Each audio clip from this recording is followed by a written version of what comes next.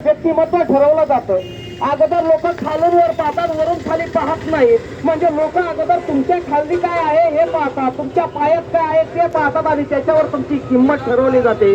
आमच्या संत रविदास महाराजांनी आम्हा समाजाला एक स्वाभिमान दिला. रस्त्यावरचा प्रत्येक माणूस हा स्वाभिमानी असतो, तो विकलेला नसतो, तो लाचार नसतो. हे संत रविदास महाराजांनी तुमच्या आमच्यामध्ये रुजवलं. कारण की संत रविदास महाराजांचे विचार हे संत मीराबाईंनाही माहित होते. संत कबीरदासांचे ते नाही का गुरु होते ते, आणि त्या संत कबीरांनी सुद्धा त्यांना गुरु मानलं. असे नाही का संत रविदास महाराजांची आज आपण 644वी जयंती साजरी करतो. खरं तर जयंती आणि पुण्यतिथा येतच असतात. सूर्य उगवतो, सूर्य मावळतो, पण त्याचा नित्य नियम चालू असतो. तसं या महापुरुषांच्या कर्मामुळे ते महान झालेले असतात आणि तुमच्या आमच्यापर्यंत पोहोचलेले असतात. निश्चय पोहोचलेले नसतात. तशी नाही का भगीरथनी गंगा आणली आणि ती गंगा तुमच्या घरापर्यंत पोहोचवली. अगदी तशीच गंगा विचारांची ती गंगा ती तुमच्या मनापर्यंत रुजवली. म्हणून नाही का मन में क्या चंगा कटोती में गंगा, अशी एक मन नाही का संत रविदास महाराजांनी रोड केली. आणि खऱ्या अर्थाने मन जर बलवान असेल तर आपण कोणत्याही सामर्थ्यानं आपलं व्यक्तिमत्वाला सामर्थ्यशाली बनवू शकतो. हे संत रविदास महाराजांचे विचार खऱ्या अर्थाने आपल्याला प्रेरणादायी आहेत.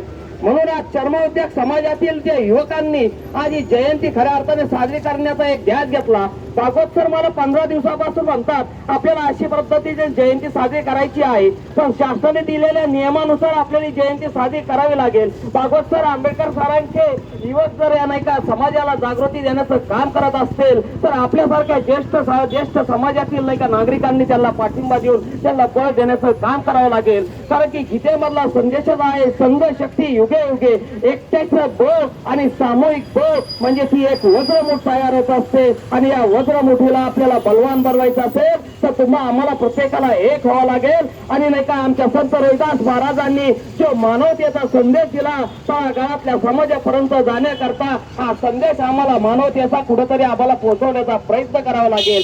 कारण की हा समाज अंधकारात बुडला जात आहे. समाज हा मानसिक ताराखाली जात आहे. आमचा विकास झाला पण आमचा विकास हातून झाला का हा विचार आपण केला पाहिजे. तुमचा विकास बाहेरून झाला. आज आमच्या समाजामधले लोक आत्महत्या करून का मरतायत हा विचार करण्याची वेळ आहे. आपण जयंत्या पुण्यतिथ्या साजऱ्या करतो. या महाराज लोकांनी या संत लोकांनी अरे तुमच्या आमच्या सारख्या समाजानं तळागाळातल्या संघर्ष केला, संकट झेलली. अरे एक वरा एक पाव याच्यावर आम्ही नाही का जीवन जगलो. मग आमचं एवढं आयुष्य आम्ही घातलं असताना मग आमचे लोक आत्महत्या का करतात हा विचार आम्ही करत नाही. आम्ही फक्त जयंत्या करतो, पुण्यतिथ्या करतो, फोटो सेशन करतो, हार घालतो.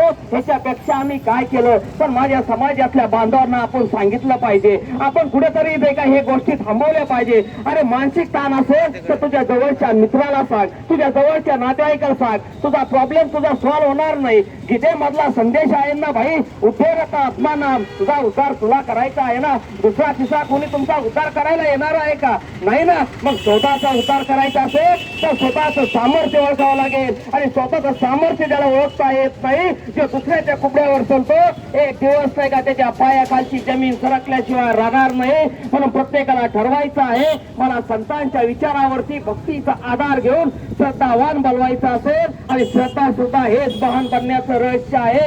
आणि या संतांनी तेच केलं. तुमच्या आमच्यावर श्रद्धेची बोहर उमटवली आणि आम्ही त्या श्रद्धेपोटी आज 644वी जयंती साजरी करतो.